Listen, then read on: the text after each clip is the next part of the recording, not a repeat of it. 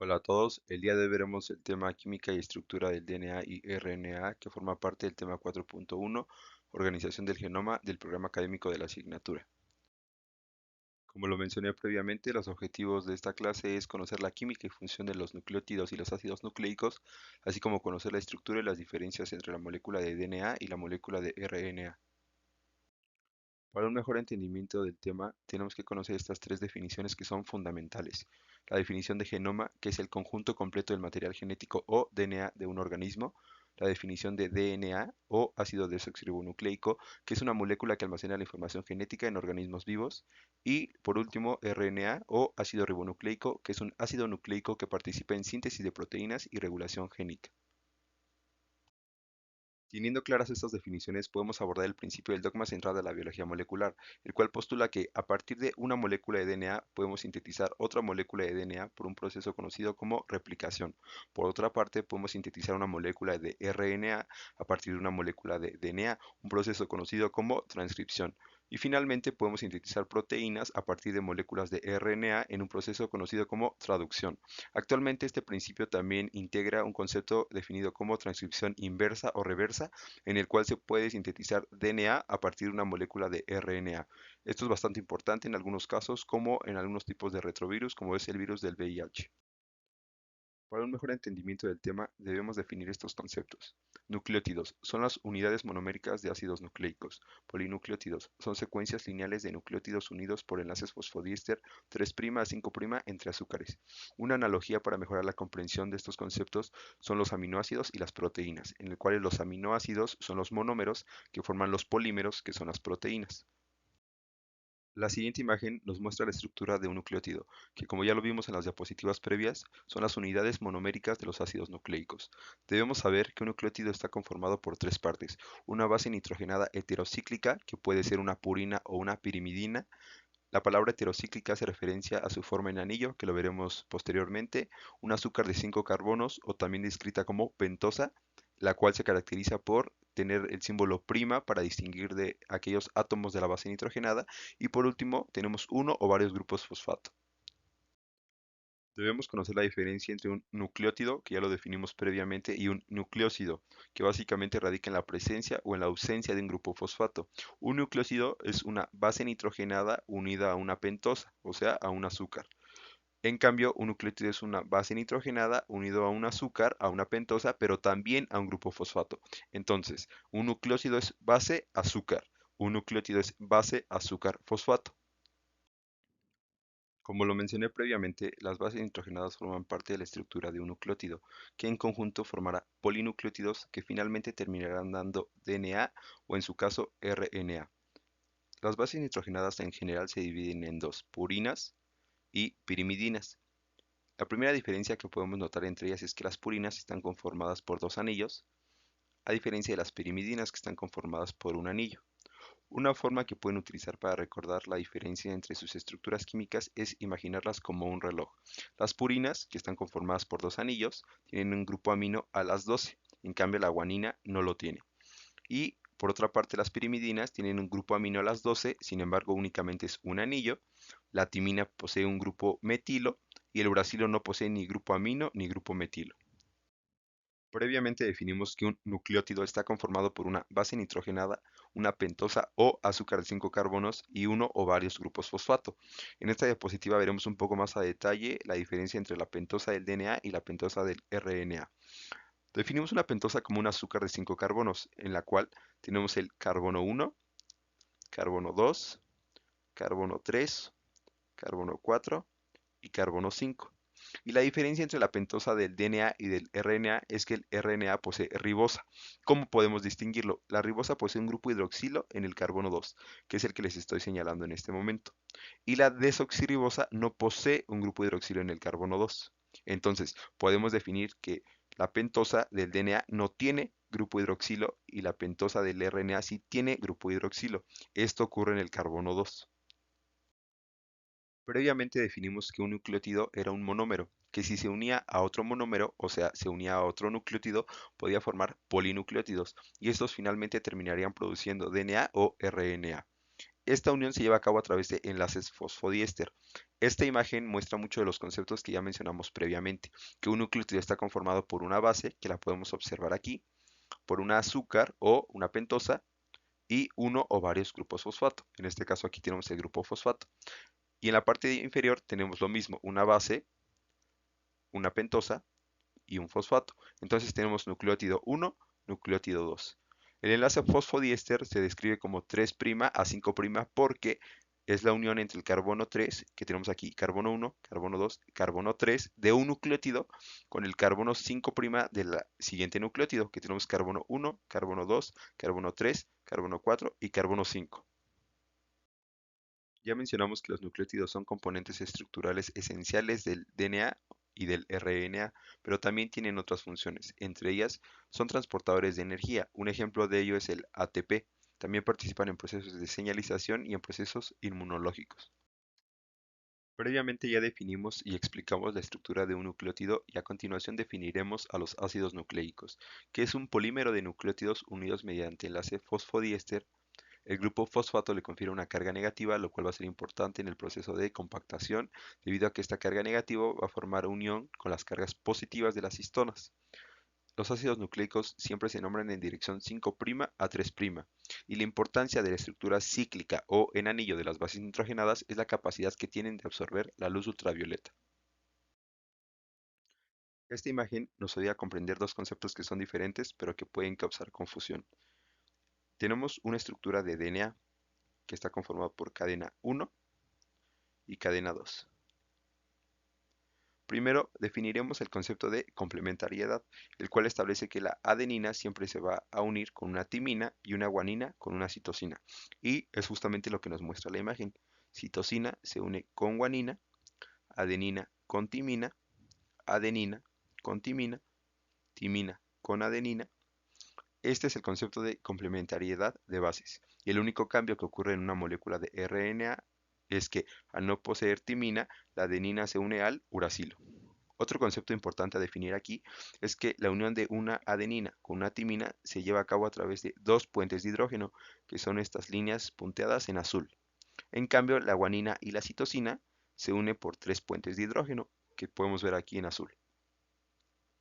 El siguiente concepto de que las cadenas de DNA son antiparalelas se explica de la siguiente manera. Tenemos que la cadena 1 inicia con la 5' y termina con la 3'. Esto se puede definir como que la cadena 1 o esta cadena del DNA va en dirección 5 a 3', y la siguiente cadena pasa a lo contrario, inicia con 3' y termina con 5'. Esto nos indica que la cadena 2 va en dirección 3' a 5'. Entonces, dos conceptos que tenemos que tener claro es que las bases nitrogenadas de una misma cadena, o sea, de esta cadena 1 o de esta cadena 2, está unido por fuerzas hidrofóbicas. En cambio, las bases nitrogenadas de distintas cadenas, o sea, esta citosina que se une con esta guanina, esta adenina que se une con esta timina, está conformada por puentes de hidrógeno, que como lo expliqué previamente, en el caso de la adenina y la timina está conformado por dos puentes de hidrógeno y la guanina está unida a la citosina por tres puentes de hidrógeno. Deben conocer que el DNA tiene varios niveles de organización estructural. La estructura del DNA puede ser primaria, secundaria o terciaria. La primaria es únicamente la secuencia lineal de nucleótidos unidos por enlace fosfodiéster, como lo vimos previamente. La estructura secundaria es cuando un ácido nucleico crea interacciones entre los nucleótidos de su misma cadena o con los nucleótidos de la otra cadena. Un ejemplo de esta estructura es la doble hélice del DNA. Y finalmente la estructura terciaria, que es un plegamiento complejo, que en el DNA es la formación de cromosomas y en el RNA es la formación de RNA de transferencia o RNA ribosomal. Dentro de los antecedentes históricos de la estructura del DNA, destaca la científica Rosalind Franklin, cuyo trabajo fue clave para que posteriormente Watson y Crick pudieran descubrir y definir la estructura del DNA. Franklin tomó una imagen muy famosa que se conoce como la foto 51, que se puede apreciar en la parte derecha de la diapositiva. Posteriormente, el trabajo de Franklin ayudó a los científicos James Watson y Francis Crick a proponer el modelo de la doble hélice del DNA en 1953. Actualmente se conocen varias formas del DNA, la Z, la B y la A, siendo la forma B la predominante en humanos, dextrógira, y tiene aproximadamente 10.4 pares de bases por giro. La regla de Chargaff es un principio que establece que en el DNA la cantidad de adenina es igual a la de timina y la de guanina igual a la de citosina. En otras palabras, la cantidad de purinas en una molécula de DNA siempre es igual a la cantidad de pirimidinas. El concepto de temperatura de fusión se puede definir como la temperatura a la cual el 50% del DNA se separa. Y esta gráfica nos facilita comprender algunos conceptos que ya vimos previamente. Por una parte tenemos DNA de una sola cadena, DNA monocatenario. Y por otra parte tenemos la temperatura.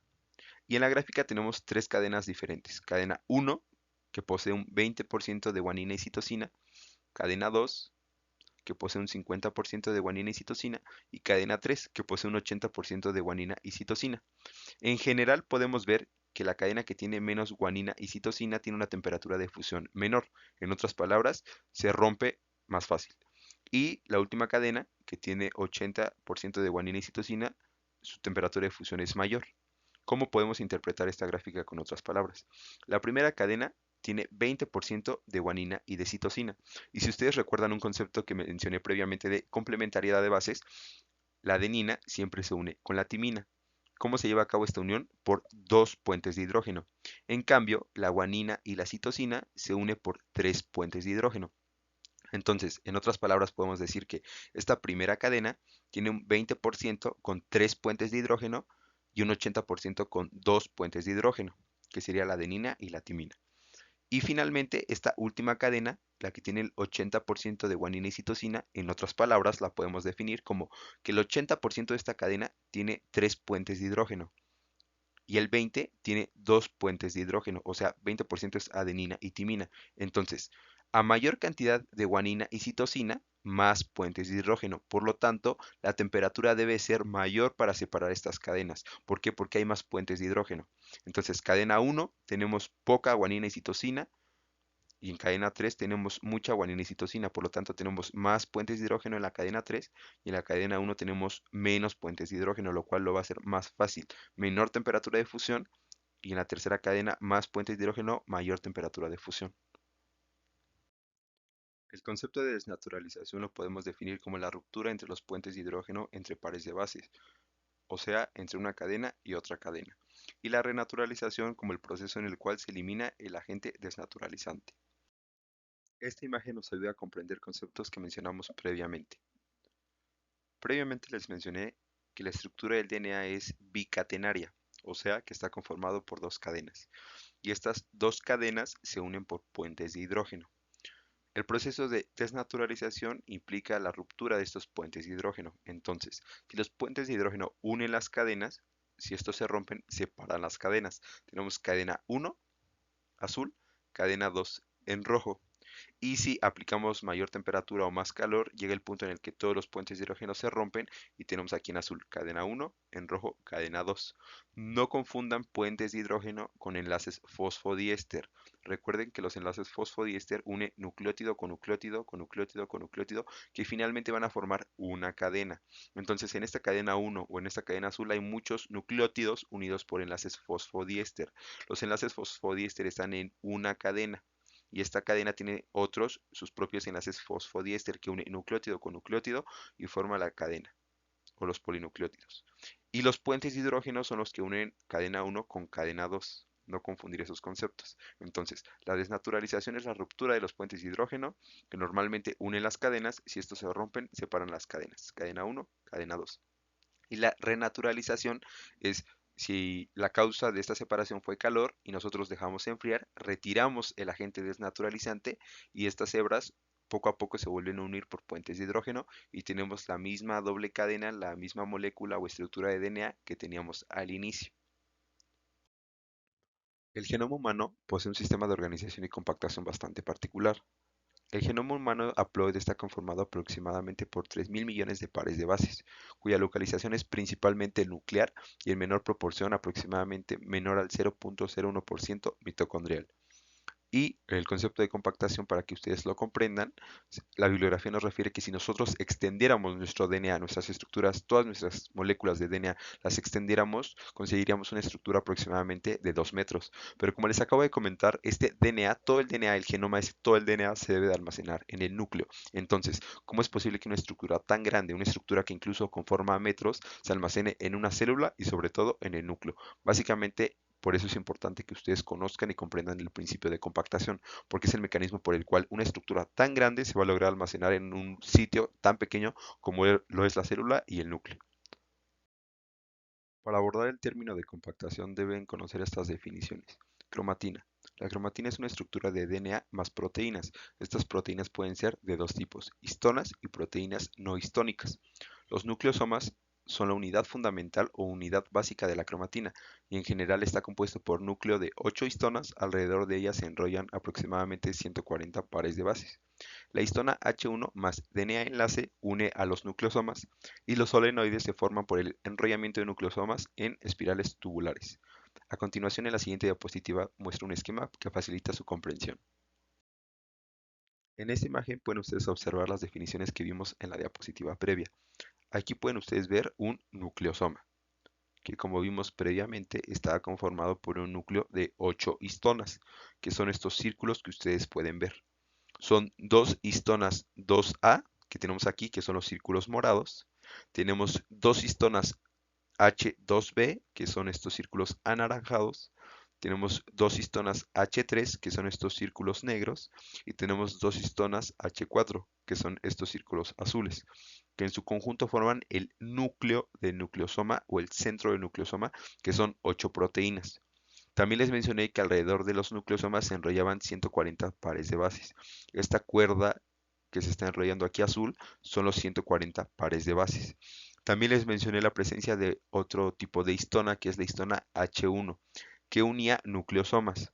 Si nosotros aquí tenemos, este es un nucleosoma, este es otro nucleosoma, este es otro nucleosoma. Si nosotros unimos varios nucleosomas, terminamos formando la cromatina, que es todo este conjunto de nucleosomas. Y aquí podemos ver en esta estructura amarilla, que es la H1, que es la que une los nucleosomas. Entonces, en esta imagen nos muestra más H1. Si tenemos la proteína H1 que une nucleosomas, tenemos todos los nucleosomas juntos. En cambio, en un contexto en el que no tenemos la proteína que une nucleosomas, tenemos los nucleosomas muy separados. Entonces, los nucleosomas están conformados por 8 proteínas, que alrededor de estas proteínas se enrollan los pares de bases y H1 une nucleosomas. Si no hay H1, los nucleosomas están separados. Si hay H1, los nucleosomas están juntos y forman la cromatina. En sus textos pueden encontrar este concepto como bits on a string o como collar de perlas. Y esta imagen nos muestra lo que vimos en la diapositiva previa. Tenemos aquí un nucleosoma que es este círculo amarillo, que alrededor de él se enrolla el DNA como tal, otro nucleosoma y este cordón azul es el DNA enlace o enlazador junto con la histona H1 que une un nucleosoma con otro nucleosoma, un nucleosoma con otro nucleosoma. Y aquí podemos observar la imagen con microscopio. Ahora, para que vayan comprendiendo este concepto de compactación, el DNA es lineal y como les comenté previamente, si nosotros extendemos todas nuestras moléculas de DNA son 2 metros, entonces poco a poco vamos compactando esto y uno de los métodos es esto, enrollarlo alrededor de histonas. Es uno de los principales métodos por el cual el DNA se logra compactar para posteriormente se almacene en el núcleo. Esta imagen nos ayuda a integrar conceptos que hemos visto previamente y nos integra el concepto de eucromatina y el concepto de heterocromatina. Y lo que quiero que se den cuenta es de que partimos de una estructura de DNA que por decirlo así es lo menos compacto hasta la estructura de la heterocromatina, que es como que el mayor orden o la mayor compactación que puede tener. ¿Por qué es importante? La eucromatina está compacta, pero está compacta a un punto en el que la transcripción, que es la síntesis de RNA, todavía se puede llevar a cabo. Entonces, la eucromatina es la cromatina que está transcripcionalmente activa. En cambio, la heterocromatina, como es el punto de mayor orden, el punto en el que está más compactado, es la cromatina que no se puede transcribir. Está tan compacta que no pueden unirse los factores de transcripción y no se puede realizar la transcripción. Entonces, tenemos aquí lo menos compacto, por decirlo con otro nombre, lo más libre, es lo más activo. ¿Por qué? Porque es más fácil de acceder a ello. En cambio, lo más ordenado, lo más compacto, es menos activo porque es más difícil de acceder a ello, de tan compacto, de tan acomodado que está no se puede acceder. Entonces, la eucromatina es la cromatina que es accesible, que puede llevar a cabo la transcripción, y la heterocromatina es la cromatina que está muy compacta, muy ordenada, que le impide llevar a cabo la transcripción. Y esta imagen nos muestra el concepto que les comenté en la diapositiva previa, el concepto de eucromatina. La eucromatina es la cromatina que es difusa, que no es tan compacta, que no está tan acomodada, y aquí la podemos ver, por decirlo de alguna manera, en blanco, porque está difusa, no está tan compacta, no está tan ordenada. En cambio, la heterocromatina, que es una cromatina que está bastante ordenada, que está muy compacta, que no se puede llevar a cabo la transcripción, lo podemos ver aquí en negro. ¿Por qué se ve negro? Porque está muy compacto. Entonces, imagínenselo de esa manera. Eucromatina sí puede llevar a cabo la transcripción porque es difusa, se ve en blanco. Y aquí se ve negro la heterocromatina porque está muy compacto, está muy empaquetado, está muy ordenado. Y obviamente todo esto es el núcleo. Recuerden que el genoma se almacena en el núcleo de la célula. A continuación, le describiré los tipos de RNA que existen, siendo los tres principales el RNA mensajero, que se encarga de codificar proteínas, por decirlo de alguna manera, dar las instrucciones de las proteínas que tienen que ser sintetizadas, el RNA de transferencia, que se encargan de transportar los aminoácidos que van a contribuir a formar una proteína, y el RNA ribosomal, que forma parte de los ribosomas, que son estos organelos que como tal sintetizan las proteínas. En la diapositiva previa les mostré los tres principales tipos de RNA. Sin embargo, ustedes deben de saber y conocer que existen otros tipos.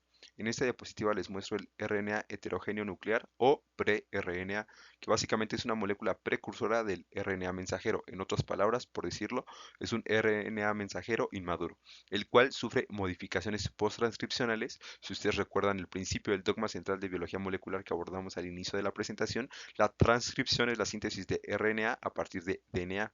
Entonces estas modificaciones son post-transcripcionales posteriormente. Entonces ya tenemos una molécula de RNA que va a sufrir modificaciones. ¿Para qué se llevan a cabo estas modificaciones? Bueno, para terminar produciendo un RNA mensajero funcional. ¿Cuáles son estas modificaciones? Tenemos aquí el concepto de capucha o casquete en el extremo 5'. Esto hace referencia a una modificación química que se añade al extremo 5'. Vemos que aquí tenemos el extremo 5' y aquí tenemos el extremo 3'. Y vemos que hay un círculo con una letra G en medio. Esta letra G significa, o su significado es que la capucha consiste en una molécula especial de guanosina, por eso la letra G, que es metilada en el extremo 5'. Entonces, en el extremo 5' se agrega esta capucha, casquete o caperuza en el extremo 5'. Posteriormente, en la secuencia de adeninas que se agrega en el extremo 3'. Eso significan estas letras A de adeninas, que también en sus textos lo pueden encontrar como cola poli-A. La A hace referencia a las adeninas. Y podemos ver en la parte de aquí que tenemos una secuencia codificadora que posee codones, que básicamente un codón es una secuencia de tres nucleótidos. Es importante que ustedes entiendan el concepto y recuerden el concepto de codones, que los codones se encuentran en el RNA mensajero, porque posteriormente vamos a ver que existe un término que se llama anticodón, el cual se encuentra en el RNA de transferencia.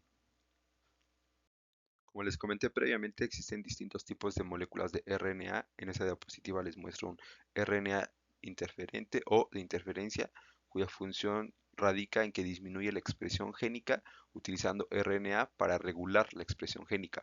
¿Cómo consigue esto? A través de dos mecanismos, inhibiendo la traducción, que si ustedes recuerdan el principio del dogma central, la traducción es la síntesis de una proteína a partir de un RNA. Si la traducción se inhibe, no tendremos proteína. Y un segundo mecanismo es la degradación prematura del RNA mensajero. También, si ustedes recuerdan, el RNA mensajero sirve para sintetizar una proteína. Si este RNA es degradado, tampoco tendremos proteína.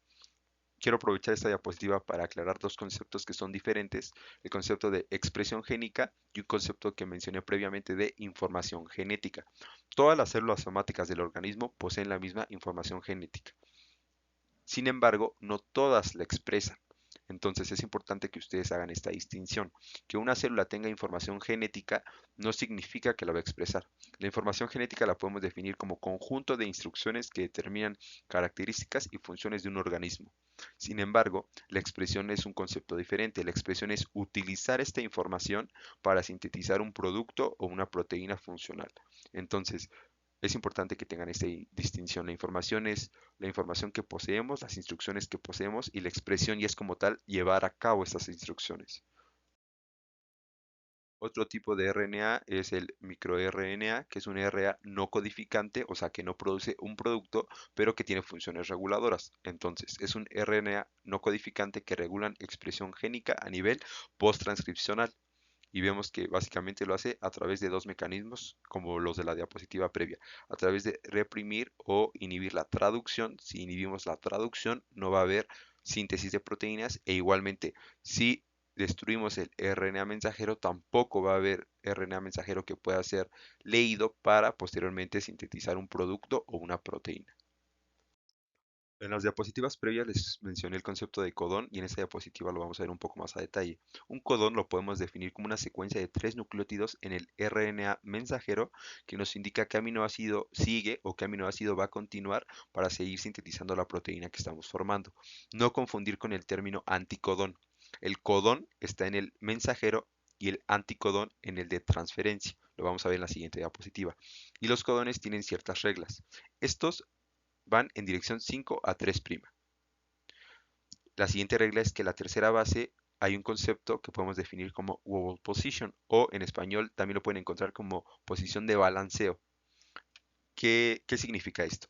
Podemos ver aquí que tenemos tres letras, que son tres nucleótidos, que finalmente nos van a dar un producto o nos van a indicar qué aminoácido sigue para la proteína que estamos sintetizando, que en este caso es la fenilalanina, que en este caso es la leucina. Entonces, por este lado tenemos los codones y por este lado tenemos los aminoácidos. La wobble position o la posición de balanceo dice aquí tercera base. ¿Por qué? Porque vemos que aquí la U y la U se repiten en estos dos. Sin embargo, la tercera base, la tercera posición, el tercer nucleótido cambia. Aquí es una U y aquí es una C. Sin embargo, el aminoácido sigue siendo el mismo. Entonces, esta wobble position significa que puede haber una modificación en el tercer nucleótido, pero que no importa porque nos va a terminar indicando el mismo aminoácido que va a seguir en la proteína que estamos formando. Aquí vemos lo mismo. Aquí tenemos en estos dos codones primero dos letras U y hay un cambio en la tercera, hay un cambio en el tercer nucleótido, pero no importa, nos sigue produciendo leucina. Eso hace referencia a wobble position o posición en balanceo. Ahora, una proteína ya determinamos o ya definimos que son varios aminoácidos unidos. Hay tres codones de terminación que los podemos ver aquí encerrados en cuadros rojos, que son estos tres, que igualmente nos van a indicar cuándo debemos de terminar de sintetizar una proteína. Por eso se llaman codones de terminación. Y también tenemos un codón de inicio, que lo podemos ver aquí en este cuadro verde, que también nos indicaría que sigue la metionina. Entonces, este codón de inicio nos indica que iniciamos la síntesis de la proteína. Esos tres codones de terminación nos indican que terminemos de sintetizar la proteína. Y este concepto de tercera base dice que pese a que modificamos el tercer nucleótido, el aminoácido va a seguir siendo el mismo. Hay dos excepciones, que es la metionina y el triptofano. Como les mencioné previamente, un codón son tres nucleótidos en el RNA mensajero y un anticodón es una secuencia de tres nucleótidos en el RNA de transferencia que va a reconocer, que va a identificar a un codón mediante el apareamiento de bases. Ya les había comentado este concepto de apareamiento de bases, que es la unión de una base con la de otra base. La adenina siempre con la timina, la citosina con la guanina y la única excepción es en el RNA, como es en este caso. Recuerden que el RNA no tiene timina, tiene uracilo. Por lo tanto, la A no se va a parear con la T porque no es DNA, es RNA. Entonces es AU, AU, CG. Entonces vemos que aquí tenemos el RNA de transferencia, o sea, tenemos el anticodón, que es esta secuencia de tres nucleótidos UAC, y aquí tenemos el codón, que es el RNA mensajero. Entonces ambos se reconocen, crean un apareamiento de bases, que vemos que en este caso es correcto. La A se debe de aparear con la U, con el uracilo. ¿Por qué? Porque es un RNA. Si fuera un DNA, esta A se debería de aparear con una T. Pero en este caso es una U porque es un RNA. Entonces, adenina con uracilo y guanina con citosina. Entonces, este concepto lo tienen que tener claro. Un anticodón es en el RNA de transferencia y un codón en el RNA mensajero. Y para finalizar, también deben de conocer que existen otros tipos de RNA que tienen otras funciones, que principalmente van a ser reguladoras.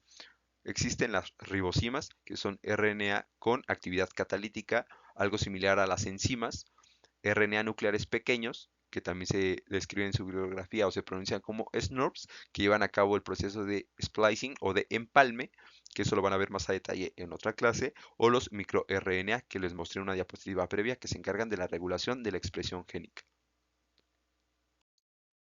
Adjunto las referencias utilizadas para la elaboración de esta presentación.